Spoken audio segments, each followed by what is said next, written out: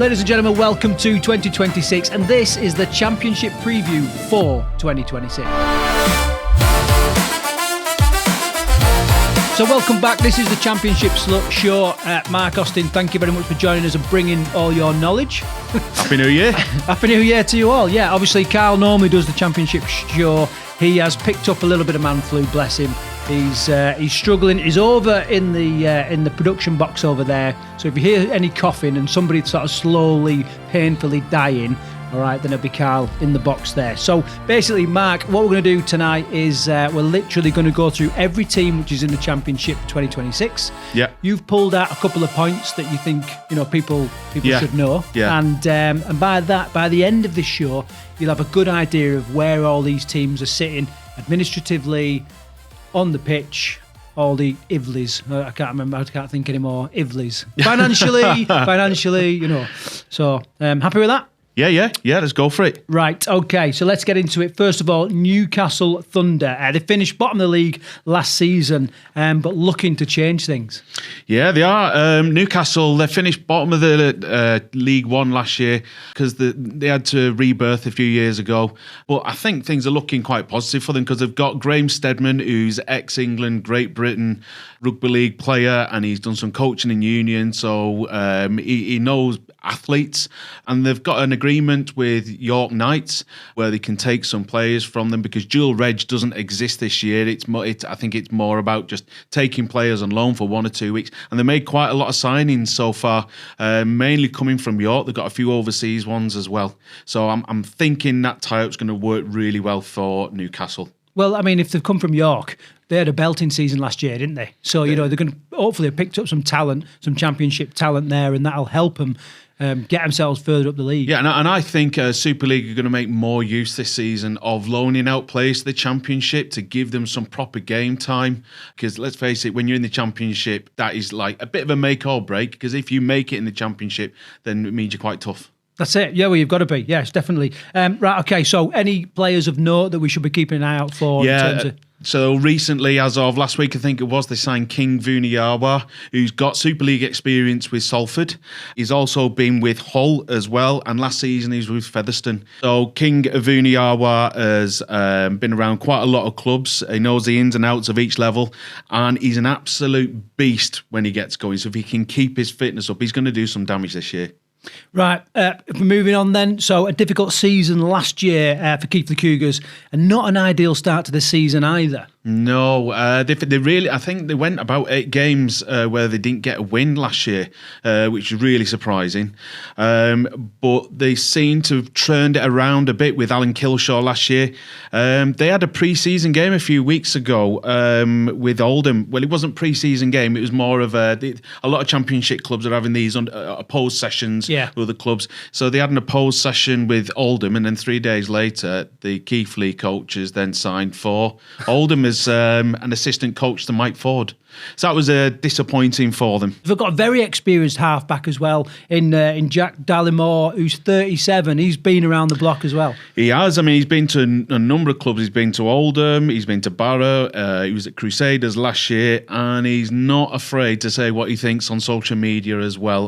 We'll talk about Crusaders in a bit, but he was a bit vocal on a couple of months ago about players not being paid, so he's not afraid to say what he thinks. But again, he's 37, but that means that he's really experienced. I think that's what Keighley are going to need this year. Well, Keighley are not strangers to a bit of social media spat and airing a bit of laundry on X as well. So probably a good fit there if he's quite possibly. Yeah. Okay, Whitehaven had to start from scratch last year after being relegated in 2024, but they are growing more as a community club now, aren't they? Yeah, I've got a real soft spot for Whitehaven because I remember going up there a few years when Widnes played, and that's when they started to suffer the financial difficulties. So I've kept an eye on them, and the way they're going about things as a club, I think is right. When you look at some of the social media posts, it doesn't come across as really professional, but it's coming across as someone like the chief executive, Lee Butterworth. He's coming across as a fan that he's talking to the fans when he's putting the media posts out, which I think that he's trying to build that community spirit, and that's what I I love that because that's what the Championship is. You've got to engage the fan base. You've got to stick to the roots of the club. And some clubs, I think, when they put statements out, it can sound like it's come from AI and stuff like that. But no, so Whitehaven, the building, they bought through fan donations, they bought a big screen that they're going to use for different occasions. I know last weekend they had a darts tournament there at the club. They've redone the clubhouse out. So again, they really are building a proper club. Yeah, and I think times have changed in regards to like social media as well. With the club has got to be spreading their news and talking about what they're doing on social media. It's a must now. And that's exactly what they're doing. Any little news, they're telling the fans about. I mean, some clubs are like, I don't want to tell them about us putting a bit of paint on the clubhouse. But they're doing that because they want to show the fans, this is what we're doing to build a club. And I think that's quite heartening. Yeah, well, I think a lot of clubs have been guilty of not doing enough of that. Yeah. Like if your changing room's getting a lick of paint, well, it shows a bit of like industry, you know what I mean? Yeah. A little bit of like, I'm doing something. All right, we're up here in the middle of middle of nowhere, but we're trying to make the best of a bad job, perhaps, or you know what I mean. So it just keeps them updated and understanding the club more. Yeah, definitely. In terms of their playing squad, then who is it we should be keeping an eye on for next year? So they've got a fullback, Jordan Burns. He had an injury last year, which kept him out. I think it was a fractured eye socket. But I know he's a fan's favourite. He's again a lot of the players from Whitehaven. I say a lot, vast majority of the squad. They are all West Cumbrians, and he's one of them. And he's a fan's favourite. So hopefully he can regain a bit of form after his injury. But they've got another player called Jack Kellett, and towards the end of the last season, the Championship, they signed him from a local Cumbrian team, a loose forward, and he doesn't look like a proper athlete, but I've seen him play, and he's got a good set of hands. He's got a show and go, and again, anyone that's not seen him play, I think you'll be pleasantly surprised by him this year. He sounds like an old school Cumbrian, probably got massive hands, and just solid, you know what I mean? Yeah. So that's the type of player he is. Okay, moving further south then, and the new boys from last year, Goole Vikings, they shocked a few people last year, but they also made some pretty good signings as well, and they had some unknowns. Despite that, a real solid season from them. Yeah, I think it shocked everyone, but it didn't. So their first competitive game last season, they played against London Broncos in the Challenge Cup at London, and they beat London. I mean, at the time, London had a mixture of their own players and loans and trialists. So it wasn't a shock, but it was because Goole are a brand new team. Yeah. They didn't it wasn't success all the way through, but they picked a few wins up, and they had a solid season. Okay, in terms of, I can't wait for you to try and say this then. So in terms of players to watch, Mark, who have you picked out? Right, okay. So again, they're signing quite a lot of youngsters that maybe haven't made it at the Super League clubs, but they've also got some experience as well. Some of those retired at the end of last year, but they've re-signed the winger, Manoa Wakakoki. Nice one. Yeah, cracked it. I think so. I've seen him play quite a few times, and he's got some speed. He's played for Featherstone, and he's like any Fijian. If you give him the ball, give him some open space, and they'll play like a sevens player. But hopefully, he needs some consistency, I think. And it's really important, I think, from us, especially like being outside the heartlands, that Goole works and continues to build and has another strong season now. Yeah, I love what they're doing. I mean, so they've got I think it's the Victoria Pleasures grounds, which an old stadium with a running track around the outside. But they've transformed that. They've now got, I think it's a 3G plastic pitch, but they've got a new stand down one side, a room for terracing on the other side. So at the moment it looks quite simple, but I think they've got plans to grow that when Goole Vikings are ready to grow themselves. Right, another potential new rivalry emerging here. Rochdale Hornets, obviously one of the founding members of the Rugby League back in the day, but found it difficult to get success last year. How are they changing things up?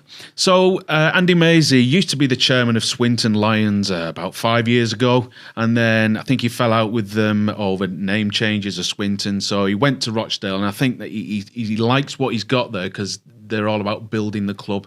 What I like about Rochdale, I mean, they announced, I think it was last season, that they've moved into a facility and took ownership of the Million Pavilion in town. And it's a library, but they've built some change rooms on the side. They've got some rugby pitches outside. So it's like a community hub that Rochdale have taken over, and they're going to build a club from there. Yeah, that just seems like a world first, doesn't it? Running a rugby club from a library. Yeah, it does.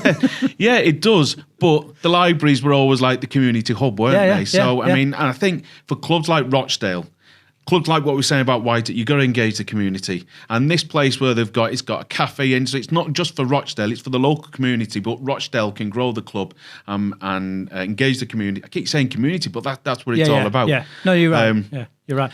And I suppose those people that are coming into the library to use the library are then automatically exposed to the rugby club as well, and vice versa. So hopefully it'll be a good little partnership there. Yeah. Player to watch?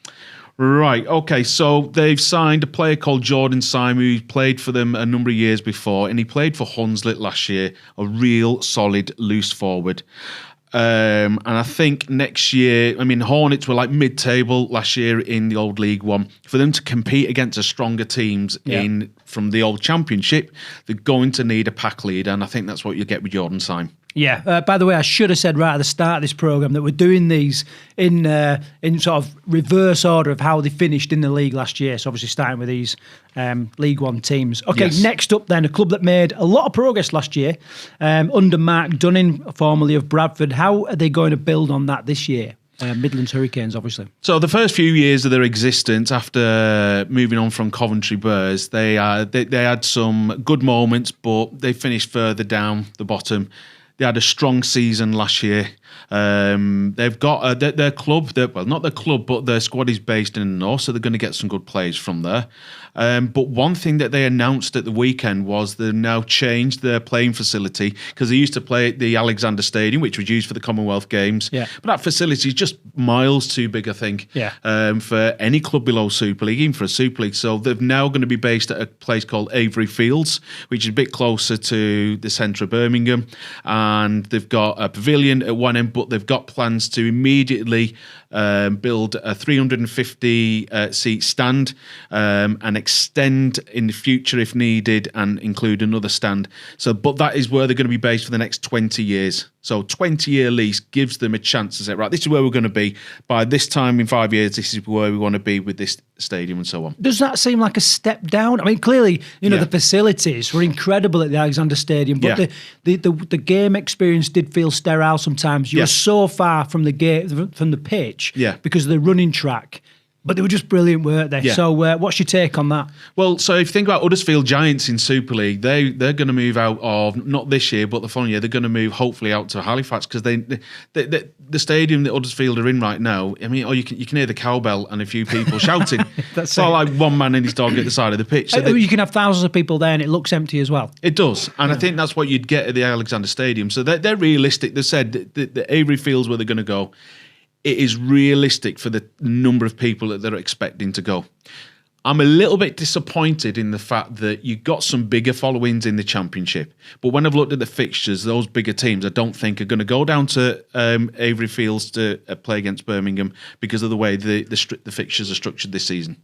Yeah. All right, so you've picked out a couple of players then for the Midland Hurricanes. They're exciting the league. Who are they? Right, so you've got Danny Craven and Lewis Else, and it's not because I'm a Widnes fan, but this is genuine. They've played for Widnes, not necessarily together, but I just know that they are the sort of flashy players that I think are going to open up some defences, especially Danny Craven with his show and go. I mean, no matter how many times he does it, people fall for it. Yeah. So I think if they can keep those two players together for the whole of the season, that'll open up all sorts of opportunities for the forwards and the backs. It's a classic thing, isn't it? It's like, we know exactly what he's going to do to stop it. And you're like, but stopping it, like knowing about it and stopping it, two completely different things. It's like going back to the days of old. I mean, the people as old as me and you, Craig, might remember Gary Schofield. Yeah. His chip over the defence. Everyone knew it was coming, but he still worked for him. I know, every time. I remember Doug Lawton said about Gary Schofield, or people, he said, the only thing you get with chips is fish. Doug Lawton hated it. I think that's why him and Gary Schofield didn't get on. But it worked every time.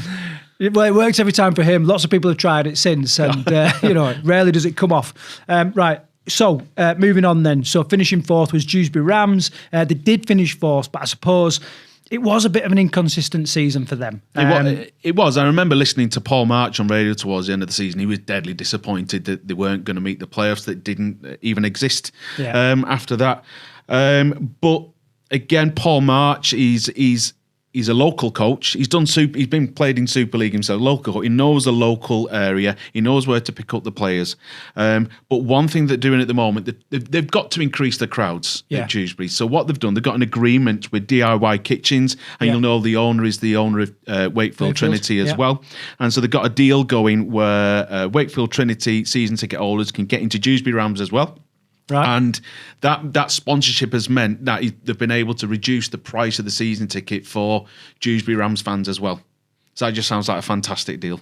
Yeah, I mean, it's sometimes you're scratching around to find incentives that don't revolve around money. Yeah. But there's like, northern working class towns, like money is it's tight for everybody in the country. You know what I mean? So there's only so reduction, massive. There's only so many people in these areas to go to watch rugby. So sometimes you have to think outside the box and try and get the fans from other clubs involved. And then eventually, if they've got a spare couple of £100, they might in future invest more in Dewsbury or bring the mates along and say, well, why don't you use my season ticket Wakefield to get into Dewsbury? It could work like that. Yeah. So this next player to watch then, I do wonder how many times this player has actually appeared in the player to watch for a season across his entire career.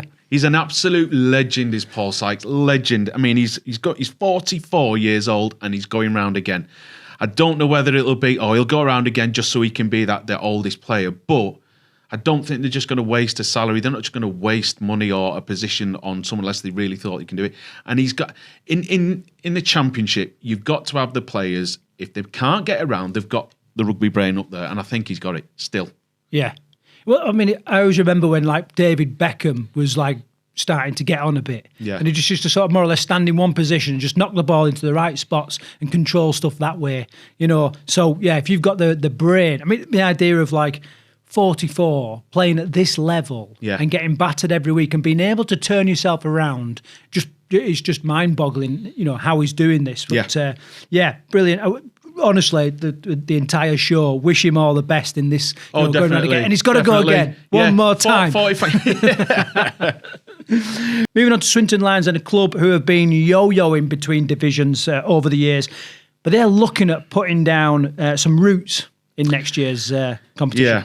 Yeah. One thing Swinton haven't had is their own home. I mean, they moved out of their last ever proper home. I think it was 30 years ago when Station Road, but I never had and unfortunately I wasn't watching Rugby League home and away early enough to have gone to Station Road, but I've heard it's legendary. I've seen pictures on YouTube from when they were hosting semi-finals of the Challenge Cup on Grandstand, and since then they've been all around Manchester playing. So they've got a bit of a base now at Sale Rugby Union that they've had for the past 5 years, 6 years, but they need something of their own. And what I find quite exciting is they've recently announced that they've got something called Project Den that's being run by Jason Harbour, who's had something to do with Rugby League World Cups in this country as well. I think in 2000, I think it was.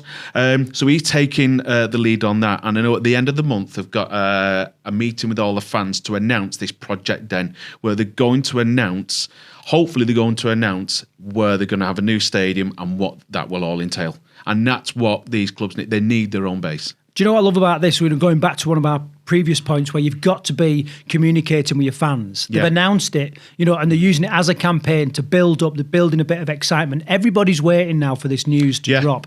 Now, you think this is key to this club's survival, Mark? Definitely. So if we go back to what we were saying about Rochdale Hornets, they've now got a base. They've not got a stadium of their own. They share the stadium with Rochdale Football Club, but they've got a base to grow from. And that's what Midlands Hurricanes were on about. They need a base to grow from and build from there. And I think if Swinton can get this Project Den going, I'm hoping it means they're going to have a new stadium, even if it's just a pitch with a stand down the side that's going to be brand new. Yeah, they can call that their own. They can do with it what they want, and then, like I say, just build. Yeah, it just gives them loads of options. Talking of options, which players are we are we watching at Swinton Lions?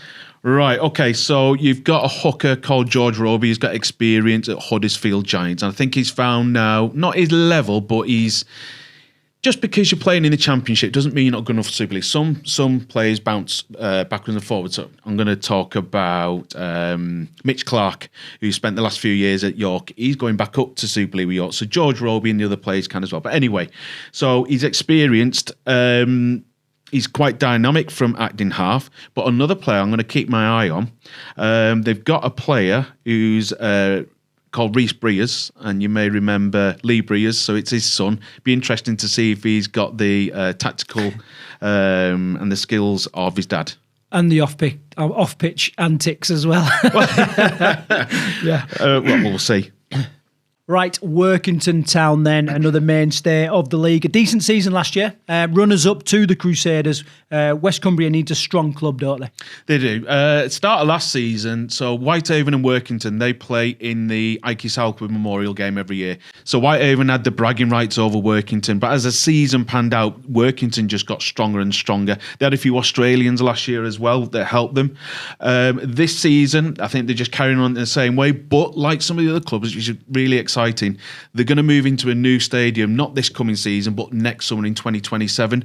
The football club in Workington, they're going to sell they're going to knock their ground down, move in with Workington Town, and then when they've rebuilt on the football stadium, they're going to both move into that. So that's looking really positive for West Cumbria. They're going to have a brand new facility to play from. I mean, that doesn't, on the face of it, go, well, you know, you can facelift the car, but it doesn't change the performance and all that kind of stuff. But I think people outside Cumbria, you know, they think about Cumbria and Rugby League and a lot of these aging stadiums and that kind of thing. Like, I don't think it does their image any good. A new stadium, however, I think it might just give them a kick. And I think you're right. I think it's going to make a big difference. A new stadium doesn't, it's not a magic wand where everything becomes rosy. You'll come across lots of clubs who've moved into these council-owned stadiums like Widnes. It's not all rosy. As long as it's not like Huddersfield's where it's just massive and you just can't survive in there. This sounds like it's going to be a stadium that's going to be suitable for them, and it's somewhere that I think it's just going to be a facelift for West Cumbrian rugby. Brand new facilities. I don't just want to put the liquor paint as responsible for the big change in Wakefield Trinity, but fundamentally it's the same stadium, and they've just touched it up and made it a nicer place to go, and it has had a big difference. But no one takes the piss out of Bellevue anymore. No, they don't. I remember a few years ago, just before they built the new stand, I think St Helens put a picture of the dugout, and there's different types of chairs, and it's just ridiculed. But now they've got this new stand at Wakefield, and everything else has been painted and spruced up. No one's taking the mickey anymore. Okay, your player to watch at Workington Town then is in the halves. Yeah, so you got another West Cumbrian player, Jake Carter. He's travelled around the Cumbrian clubs, but I think he's found his home again back at Workington, where he's been for the past few seasons. And in the Ikey Southwood Memorial on Sunday, it was Workington 13, Whitehaven 6, and he slotted the drop goal over. So again, he's another scrum half who can get the forwards around the pitch, and he can go for the gap himself as well. Okay, moving on then. Last year's League One winners, the North Wales Crusaders. We know all about them. Great to see a non-Heartlands club winning the league as they did. Can they mix it with the bigger teams though? Right, so they've always, every year they've grown and grown and grown and grown, and last season it all just came to fruition. Looking at the squad from last year, because I know in the 1895 Cup, again my team went and played them, and they nearly gave us a shock. They've grown a lot since then. They've won the league, and then I've seen some of the additions that they got in their squad for this year, and I've got them down as dark horses to win the whole lot. Not win the whole lot, but get quite far in the playoffs. Okay, a really experienced player that you've picked out as the one to watch. Who is it? Deck Patton. So Deck didn't have the best season at Widnes last year, but he had quite a lengthy layoff with injury. Didn't quite work for him, but I think with the squad that they've got at North Wales, if they can just allow Deck Patton to do his job and not worry about trying to cover for other people, again, he's got all the experience and he's a really intelligent player. Right, okay, just a little reminder as well that Karl and I will be heading to North Wales Crusaders as part of our Challenge Cup Challenge video series. If you've not checked out the first episode, then find it on the channel, but we'll be heading over there. So let us know, say hello if you do go. Okay, moving on then to finishing bottom of the championship, we've got Hunslet. After their promotion from the playoffs in 2024. But they've got interesting times coming up. Yeah, so they had a really difficult season last year, and I think the diehards at Hunslet would have realised it was going to be a difficult season for them last year. But the experience in the Championship, I think, is going to help them a lot. But really interesting times coming up because you've got ex-Great Britain Rugby League centre, Keith Senior, who's now come on board as Director of Rugby. I know at the end of last season as well, the board says they want to change the dynamics of how they run the club.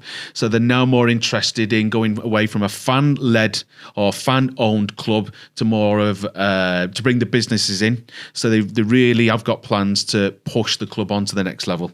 They had a blow though, didn't they, off season? So at Christmas time, fractured hand for Dan Abram. Yeah, so Dan was, he's been around, I think he started off at Oldham, then went to Swinton and spent some time at Whitehaven last year.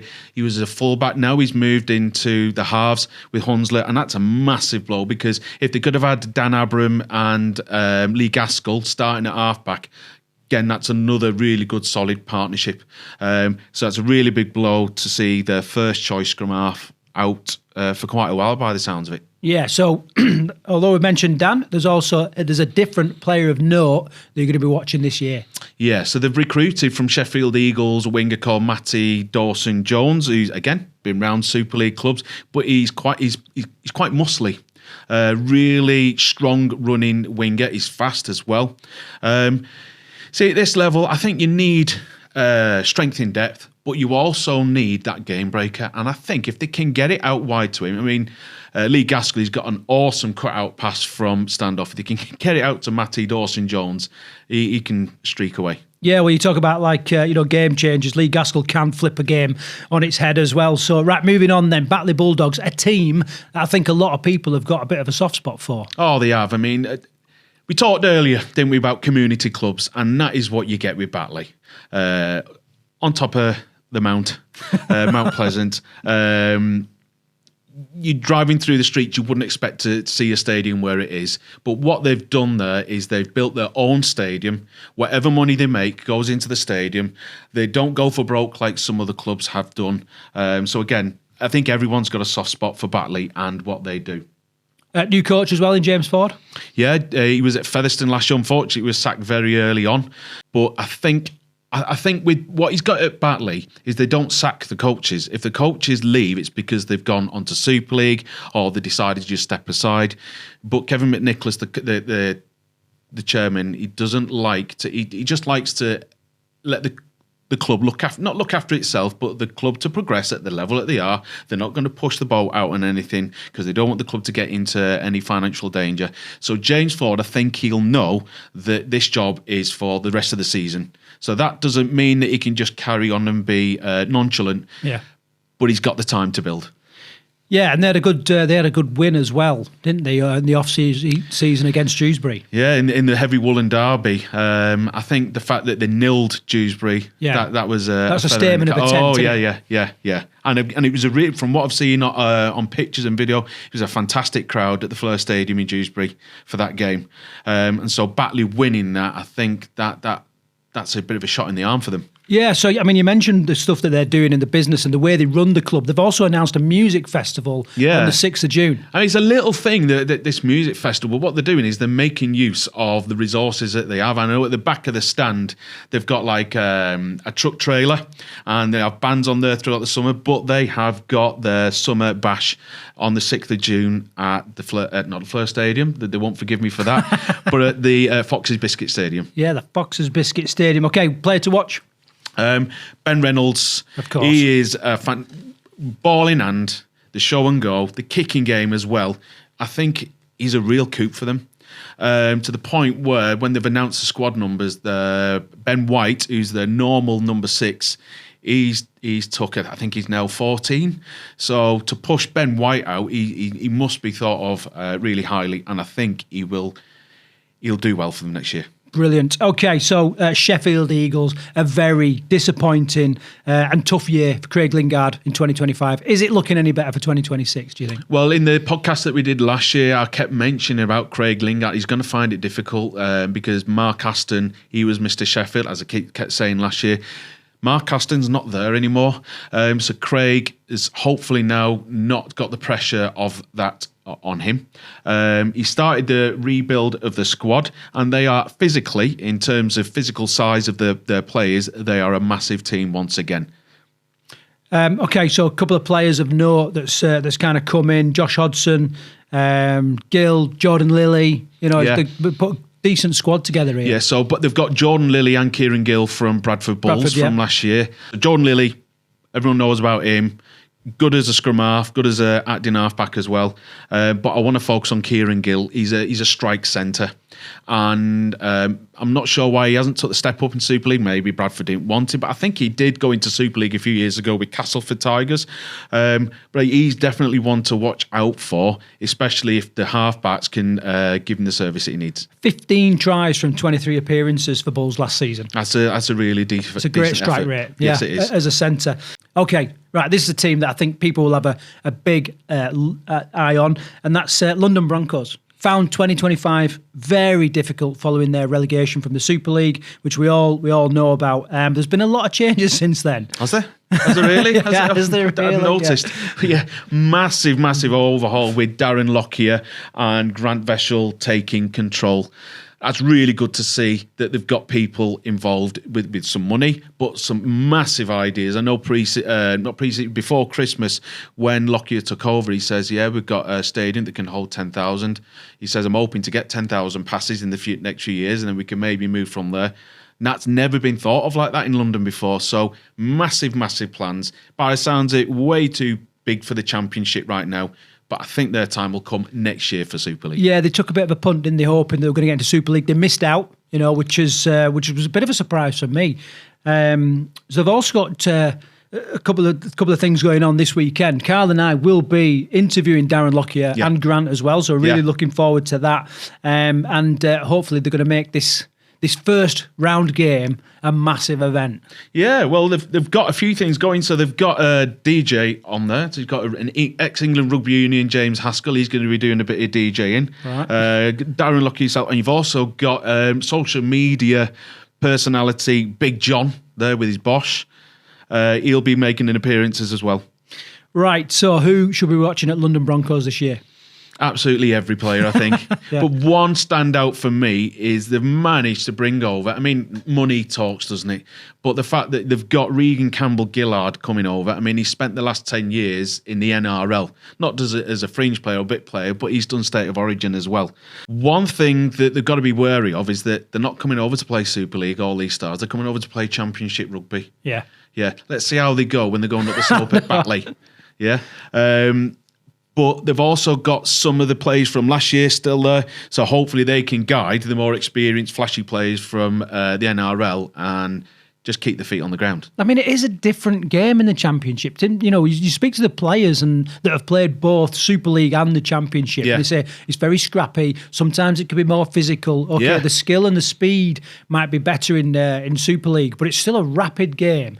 Add the fact that not all these pitches are like billiard tables. Yes. Are some of these top players going to get frustrated? Is it going to affect their game? So what you do find is when people come from Super League or they come over from Australia playing on the fringes of the NRL, they come to the Championship and what they will say is it's slower, but it's a lot more physical in the ruck. Yeah. You've really got to have your wits about you there. Yeah, and some of the dark arts perhaps as well. Definitely. Being there. Right, okay, speaking of dark arts, Barrow Raiders, I remember having a big 26-man brawl against Barrow Raiders, so long time ago. Very good first half of the 2025 season. What happened to him? Well, I remember sat here with Karl and we were looking at who we thought would do well next year in the next season. I had Barrow down in relegation.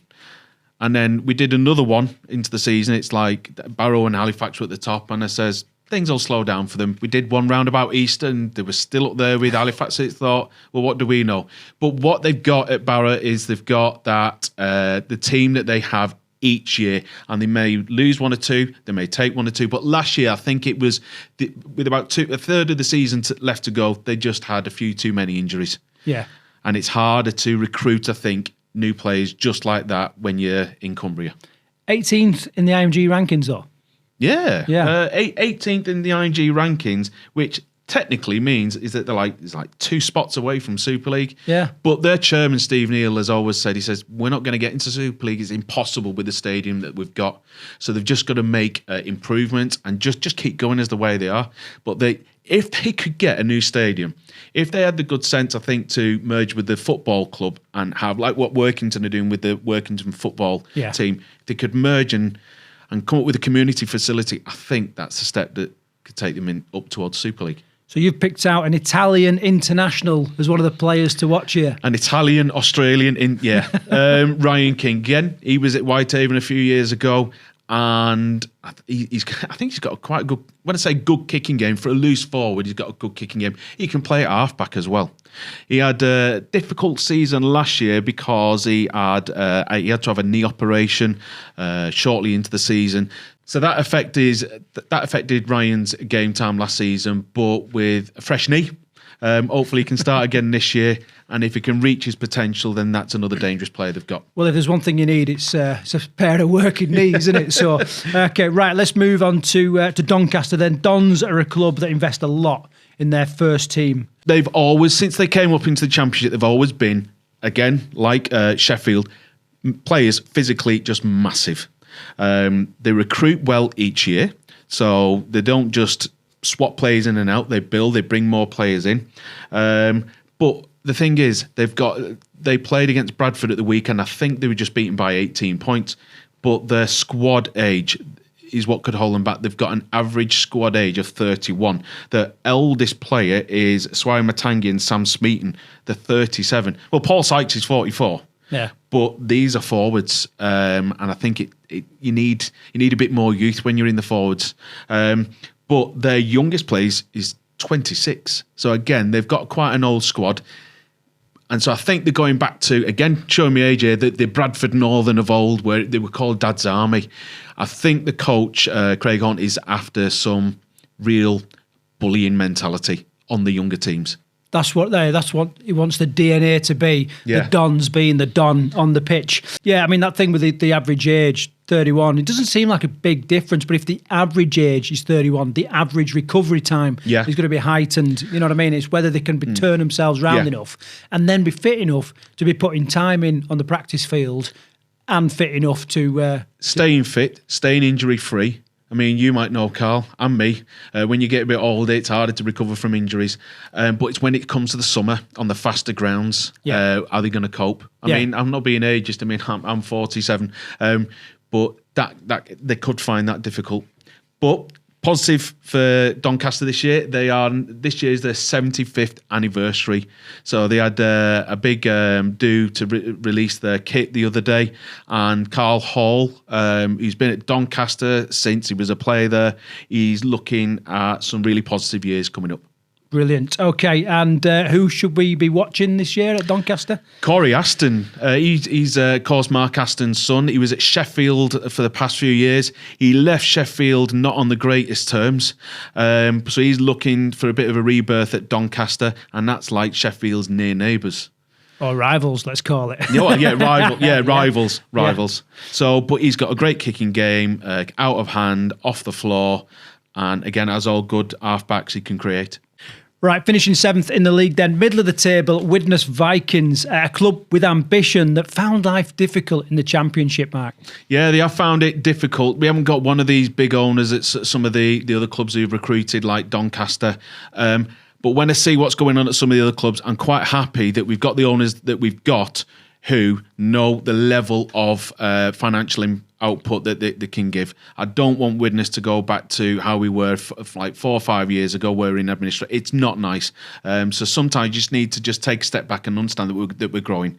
But one thing that's pleased a lot of fans is that we're hoping for 2027 that Widnes will be able to apply and get an elite academy licence, which was taken away from us when we came into the Championship in the year 2019, which disappointed some, but we had to do it because it costs about £300,000 to run an academy. And I think they can attract a lot of, because let's face it, the club's got a history. You know what I mean? It's got a pedigree, hasn't it? Yeah. And it's also in the middle of a hotbed of rugby league. Yeah. And for those players that are not perhaps getting into the Saints set up, the Wigan set up, the Warrington set up. I'm not saying you're going to get all their cast-offs, because I think Widnes can attract good players in its own right, but there will be a pool of good players there. That was one of the reasons as well that they disbanded the academy, because it was like, we can't afford to run the academy the way it is, and even if we did, all the players that we wanted to keep would probably get taken by Warrington and Wigan and St Helens, because they can give them the full-time deals. But there has to be a place for those players who don't quite make it with St Helens, or don't get picked up by St Helens. Yeah. And I think that's where clubs like Widnes can step in. Right. So they've got a player that to watch. Not only do I feel like he's playing out of position, but he's been missing, hasn't he, for 12 months. So so Jordan Abdul, he had a fantastic season with Hull KR. Then he went to Catalans, and then I think he got an injury very early on, and then he took last year out. But he got talking to hooker Matty Fozzard. Matty Fozzard. They speak a lot to each other, and Alan Coleman, the coach, got talking to him, and we've now got him for this year. Still a lot of work to do on his fitness, but by all accounts, what we're seeing in training is, again, like with Paul Sykes, he's got that rugby brain, which you need more than fitness, I think. Well, and also an incredible kicking game. Yeah, he played on Friday against Warrington, and again, he lacking a bit of fitness, but his kicking game, that's something that Widnes have really, really missed the past few years. Tom Gilmore can do the short kicking game, but we need someone that long kicking game that can really push the teams back. The last time I saw Jordan Abdul play, it was Catalans versus London a couple of seasons ago. Me and Carl were there, first game of the season, and you'd think like a kick's a kick, right? Jordan Abdul were putting up these kicks, and I was looking at him, and I was worried. Yeah. You know what I mean? Let alone the fullback or the wingers and all that. They were having to pick these kicks up. I mean, they were just doing all sorts of crazy stuff in the air. Yeah. So he's an absolute force in regards to kicking. So I think you picked up a great player there. If you can get him fit, strip a bit of weight off him, which no one has really done, then I think he's going to be a great asset. And sometimes, going back a number of years, a fantastic player that I remember watching when Widnes first got into Super League in the early 2000s, a player called Owen Craig from Australia.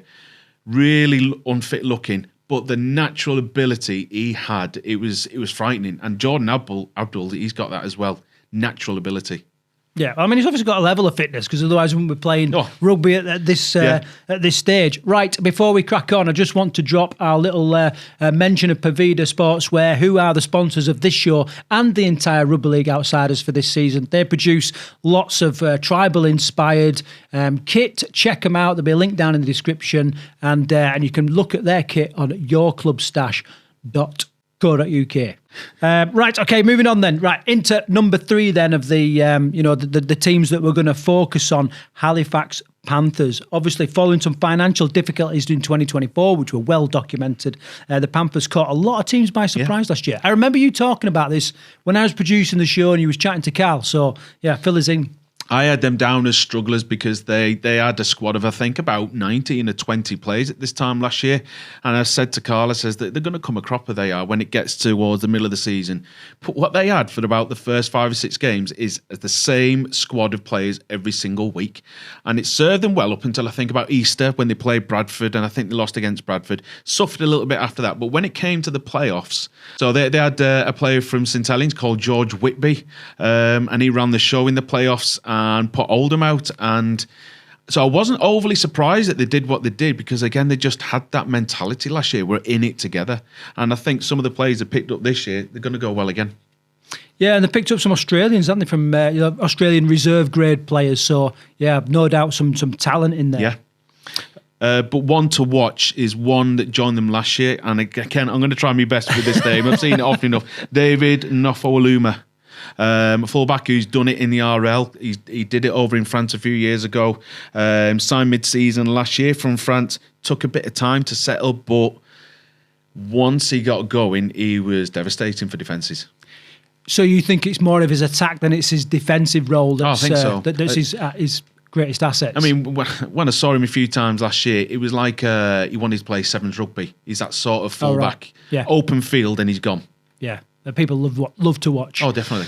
Okay, moving on to Oldham then. The Roughyheads, they've invested a lot since 2024, but had a disappointing playoff losing out to a team that we've mentioned previously. They lost to Halifax, and I think when I watched that game, Oldham looked shell-shocked throughout the whole of the game, and I think everyone watching was a bit shell-shocked by what went at Oldham.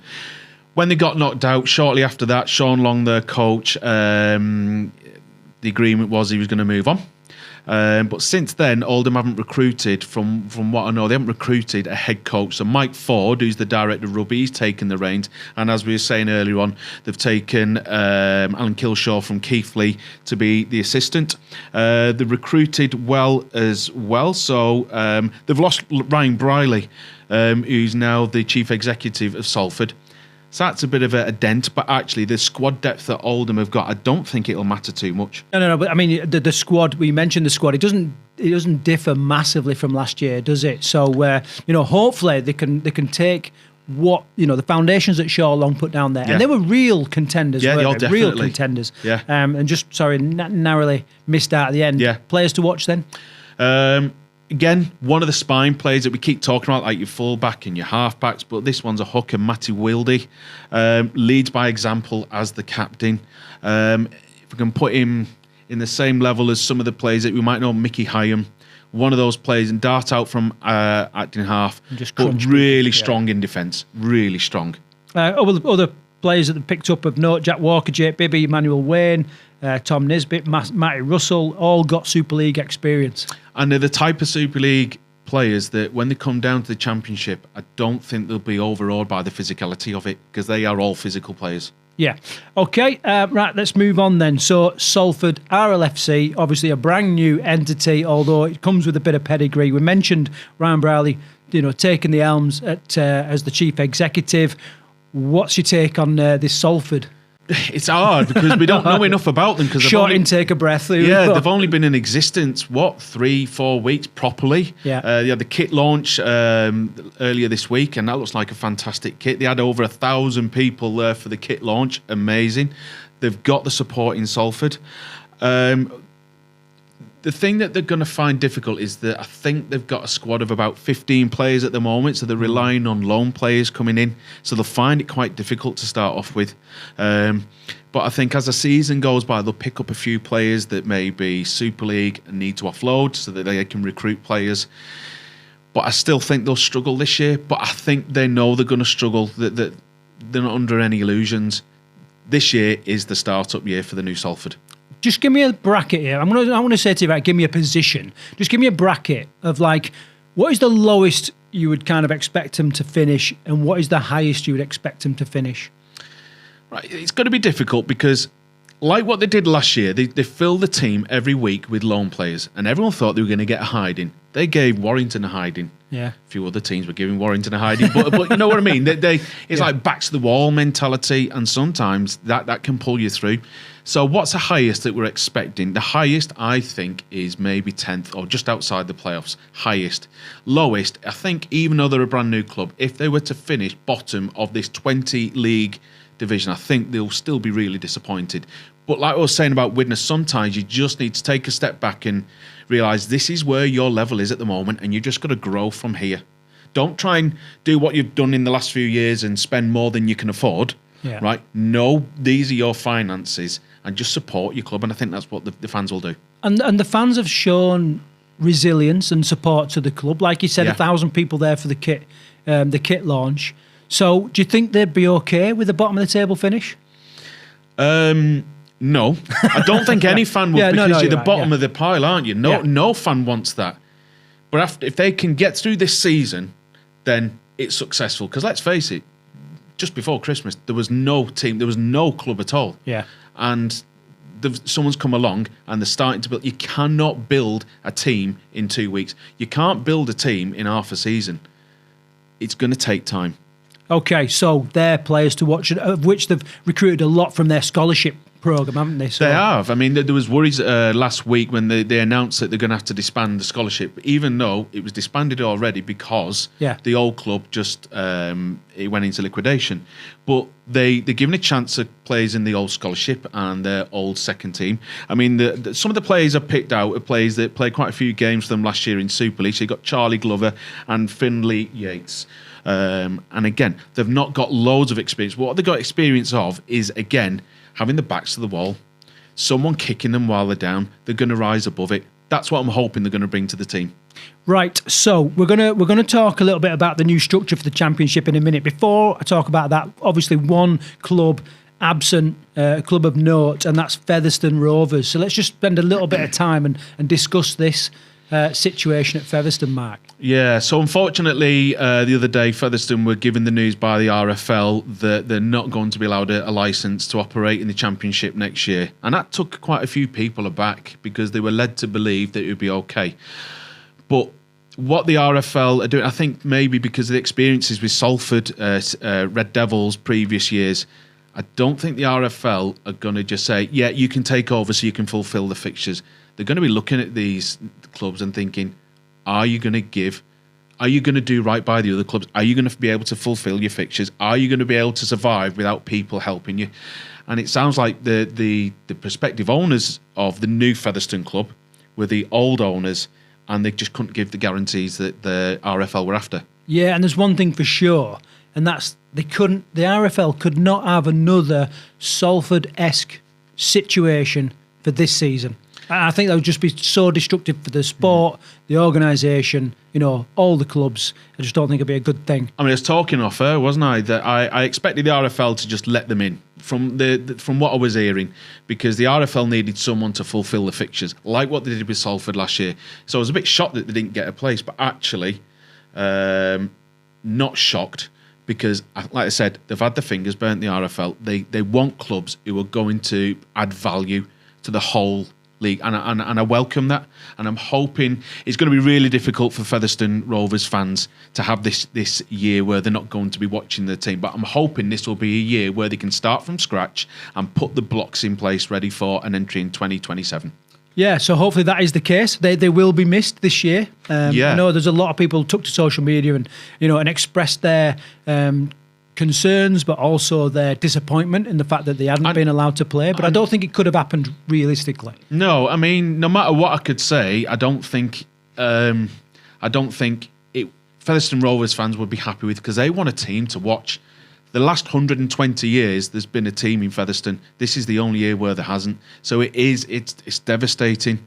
But I'm hoping the fans can see actually they need a break from the old regime completely and start again. They've got a lovely stadium there. I don't think it's really been invested in the past few years from when I went to watch in the summer. That disappointed me a bit, but hopefully now it's right. Let's start from in. And the coach, I'm going to say ex-coach now, Paul Cook, he's really keen to get involved and move Featherstone forward within this rebuild year to enter in 2027. Of course, we say all that, and it's not our club. It's not. I put myself in the shoes of a Featherstone fan. Yeah. A lifelong Featherstone fan that perhaps 20 years ago was tipping out the mine, and that was his only, that was her only enjoyment at the weekend, or the thing he looked forward to, and now for this season it's gone. I think Featherstone, it's got a population, is it between 12 and 14,000? I mean, some people say that's just not enough to sustain a rugby team. Well, Lee do it. But they... I think they're 40,000, are they, Lee? Can't remember. Something like that. Featherstone have that community feel. There's always been that team in that village, but they get fans from surrounding areas such as Pontefract as well. But I'm just hoping they stay with it. And they've announced as well that they're going to sell a lot of the gear that they were meant to be wearing this year in 2026. So I encourage all fans, not just Featherstone fans, but all fans around the rugby league community to try and get involved and try and raise some money and buy some of the merchandise. Okay, so we've been through the clubs. Exciting news, exciting players, definitely hotting up. New structure. Mark, just give us the bullet points and a rundown of the structure this year for people that are perhaps they've not tuned into the Championship news and don't really understand the programme as it's going to unfold. Yeah, so I sat with Karl before the end of last season. We were trying to work out what on earth we were going to do. How will it be an Eastern Conference versus Western Conference, or will it be 2 divisions? Will it be like 4 splits? But they've gone for the whole one division. So there's a division now of 20 teams, right? But what I can't explain No, how you they need a devise the diagram. fixture. Yeah. If you want to find out exactly how they've worked the fixture system, I advise you to do a search for Steve Neal, and he's the chairman of Barrow Raiders, and he does a really good explanation of how they've done it. So they've done like a pendulum system where the teams from like the top half of the championship last year, including Salford, they'll play each other, and then the further down you go, the middle teams, they'll play each other, and the bottom teams, they'll play each other, and then I think you're going to be left with 4 fixtures after all of that. Those teams have played each other home and away, 4 fixtures, which they're trying to do geographically to create a bit of rivalry between teams. Then that will culminate. But also to make it a little bit more financially viable for some of these big games. You think of, Newcastle perhaps travelling to some of the southern teams. Yeah. That's a big ask. It is. Of League And the other side. reason why I think no one's come out and said the reason why they do it, but it makes sense. They don't want, for example, Oldham playing against Newcastle or playing against Midlands and smacking them. Right, that doesn't do them any good. I mean, they've just come into the championship. However, what I've been saying, some of these teams, such as Hurricanes, such as Newcastle, they've recruited really, really well. So the way it all pans out, I mean, I can't predict where they'll be. But at the end of the season, there's going to be a 10-team playoff, which I think is what they need to do, because some of the teams who were in the top half from the championship last year, they're going to be playing against the top teams. Yeah. So they might need a help in getting in the playoffs as well. Do you think that this restructure is completely off script here? But do you think it's allowed some of the League One clubs to recruit better because now we've got one big league? So no longer, if someone's a championship player in that, well, I'm not going to the likes of Midlands Hurricanes because they're League One. Yeah. But now it's like, well, we're all going to be playing on the same level. Yeah, I mean, there's good things, there's bad things. One of the good things is you have got exposure now for some of the clubs who didn't get it when they were in League One, right? And they weren't willing to recruit, knowing that they weren't getting exposure. I'm not saying there's loads of exposure for the Championship, but there's a step up in terms of what they can expect in terms of media representation. So I think this is a chance for the clubs to show their new emerging talent, play against some of the bigger teams. Because from now, Hurricanes, they can now expect some of the more established teams to come down and play them, rather than expecting like North Wales Crusaders. How long have they been in existence? Well, not as long as Oldham Roughheads and stuff. Do you get what I'm saying? Yeah. I think this is just going to be a shot in arm for the lower non-Heartland teams. Yeah, and which is it's got to be a good thing. Although it might take us a while. And we might need back of a fact packet to work out who's playing who and when they're playing. I think in the long run, it's got to be a good thing. I can't imagine the meetings of putting this together. Can you? It must have been an absolute mental test trying to work out how they're going to do it. I would have liked to have seen every team play each other, either home or away. I think most that people, would have been. And I don't. Without getting on my soap, but I just don't understand why they've not done it that way. Because then that would have been fair in terms of deciding who's the strongest team at the end of the season. But what they've done is, like I said, they've done it so that you're not going to get the top end team from last year in the Championship playing against the lower one in League One and smacking them. Because again, a 100-point score against the team, it isn't going to help. Final one I ask you. What is the score with the big bash, the Blackpool bash this year? Are we having one? I don't know. I mean, what do we know for sure what's happening with City? They're going to have it at Everton, aren't they? Right. It really disappoints me that we've not got something. Oh, you mean Magic? Yeah. Sorry. Magic at Everton. Yeah. Yeah, but I really don't. I know why they're not having a summer bash for the League One and Championship, or just the Championship now, because one, there's too many teams. Yeah. And two, it wasn't financially viable. They couldn't get the stadium in Blackpool. But what they did was they moved it to Leeds. People don't want to go to Leeds for a weekend. Leeds is all right, I think. But Blackpool had that weekend away. Then they moved it to York, which is great for tourists. But again, that's just another rugby league town they're going to. It needs to be a weekend away for a lot of the supporters to go to. So there's not going to be one as far as I know, but I think they need to do something. It's got to be Blackpool. It's got to be Blackpool. It's got to be Blackpool. Blackpool's not fantastic during the day, but again, it's just going Blackpool for a cheesy weekend and watch a bit of rugby. Yeah, perfect. Last question. Sorry, I know I said the previous one was the last question. Are the Championship League One missing a French team this year? Yes, in terms of, again, that would have been fantastic for a weekend away. These League One teams could have had a weekend away in Toulouse. But again, from what I mean, it's just not financially viable, really, to have a French team in the Championship. Yeah. Okay, right, Mark. It's been a pleasure to get all the news. Obviously, you'll be picking up and giving us updates regularly throughout the season. You'll also be taking in some of the games and reporting direct from the games as well. So hopefully, we're going to get out and see as many of these teams as you can. And I really want to know if all these little points you picked out and the players to keep an eye on, come to fruition and everything unfolds in a really exciting season. Yeah. Any final words ahead of this season, which kicks off pretty soon, doesn't it? It kicks off at this weekend. I think it's just going to be an absolute belter, and London will win. Well, you say, I mean, they might not, but they will. All that NRL. I'm sorry. Well, even when they go to the likes of, I don't know, go to Batley, I think they'll come away with a win.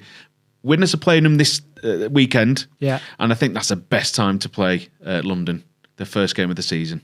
Are you going? Are you going to be at the game? Yeah, I should be there.